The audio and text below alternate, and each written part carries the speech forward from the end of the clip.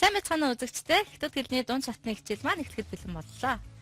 Бид өмнөх хичээлээр хятад хэлний орон байр заасан өгүүлбэрийн 3 дахь хэлбэр болон байр байдлын хувирал илэрхийлэх ло мөн зэрэгцэн нийлмэл өгүүлбэрийн ёо гэсэн бүтцийг сурсан. Иргэн санацгаая.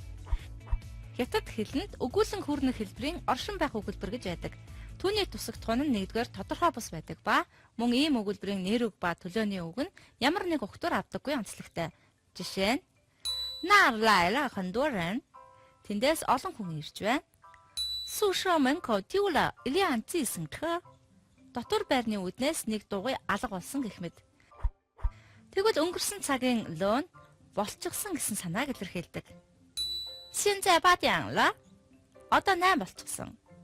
他30岁了 тэр 30 хүрчихсэн.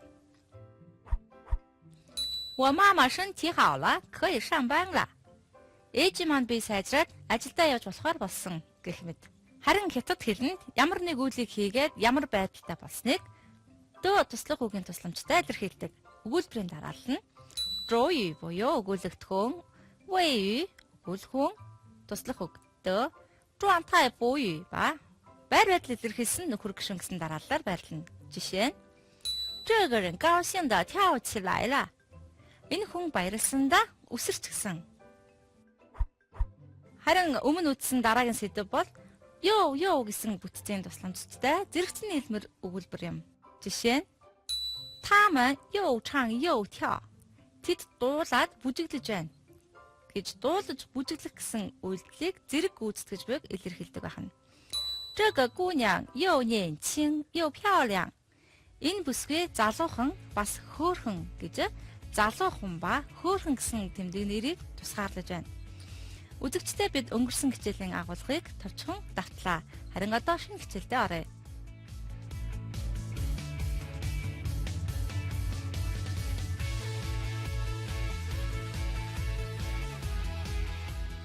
Бид өнөөдөр жи болон дуа гэсэн үгээр тоог хэрхэн тоймолдгийг үзье.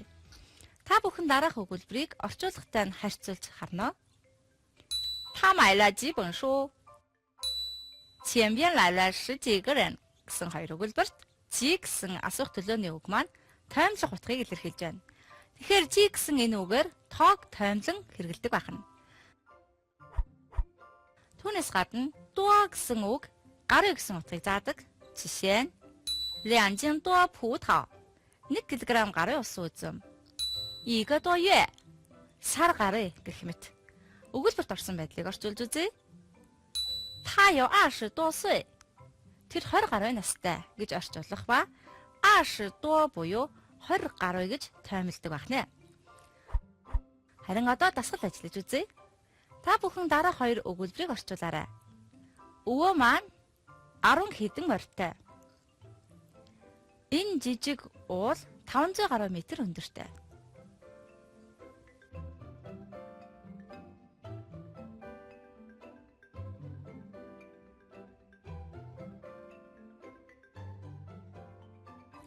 Одоо дээр хоёр өгүүлбэрийн орчуулгыг хамтдаа харцгаая. Өвөө маань 10 хэдэн морьтой гэсэн өгүүлбэрийг 我爷爷有十几匹马 гэх нь харин энэ жижиг уул 500 гаруй метр өндөртэй гэсэн өгүүлбэрийг 这座小山有500多米高 гэж орчуулах нэ. Үзэгчдээ одоо харин хятад хэлний хавсарсан гишүүнт өгүүлбэрийн тухай үзье. Өгүүлбэрт өгүүлэгдэхүүн ба тусагдхууны үүргийг зэрэг гүйцэтгэж байдаг гишүүнийг циан ю буюу хавсарсан гишүүнт өгүүлбэр гэж нэрлэдэг. Жишээ нь 有人敲门 энэ өгүүлбэрт хүн гэсэн нэр үг маань яв гэсэн үйлүүгийн тусагдхуун болохоос гадна мөн чаомон буюу хаадах тогших гэсэн өгүүлхүүний өгүүлэгдэхүүн болж байна. Дараагийн өгүүлбэрт 有几个朋友想去旅游 хэдэн найзууд аяллаар явмаар байгаа гэсэн өгүүлбэрт жига朋友буюу хэдэн найз гэсэн үг нь яв гэсэн үйлүүгийн тусагдхуун болохоос гадна аяллаар явмаар байна гэсэн өгүүлэхүүний өгүүлэгдэхүүн болж байна. Харин одоо та бүхэн дараах өгүүлбэрийн хавсарсан гишүүнийг олоорой.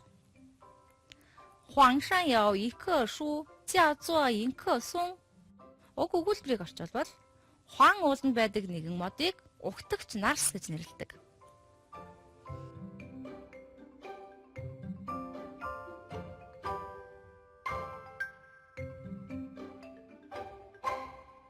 Энэ өгүүлбэрийн хавсарсан гишүүн нь iko шүү буюу нэгэн мод ба тэр нь яв ба байдаг гэсэн үйл үгийн тусагдхуйн болохоос гадна цяо цоо буюу нэрлдэг гэсэн үгийн өгүүлэгдэхүүн болж байна.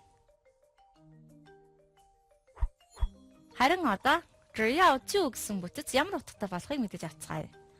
Уг бүтэц маань гагцхүү тэгж байж ингэн гэсэн нөхцөл болзол заасан санааг илэрхийлдэг. Жишээ нь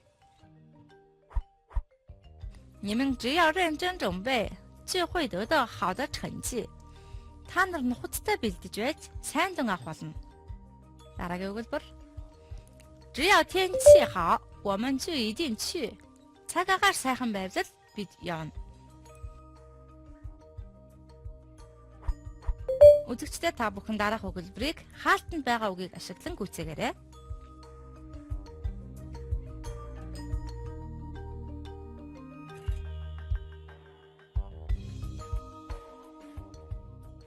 боломжит хувилбарыг хамтдаа харцгаая. 他们只要愿意去就可以参加比赛. Гагцхүү та нар явахыг хүсвэл тэмцээнд оролцож болно гэж өгүүлбэрийг гүйцээж болох нэ. Үзэгчдээ бид өнөөдөр тойн тоо болон хавсарсан гишүүнтэй өгүүлбэр мөн 只要 чүү гэсэн бүтцийн тухай үзлээ. Харин дараагийн хичээлээр боломж заасан нөхөр гишүүн болон чуулагийн хэрэглээ мөн нэрөв, тооны нэр, тооллого үг зэргийн давтамжийн үүргийг үзнэ.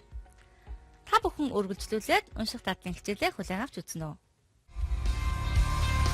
Хятад хэлний алсын зайн сургалт.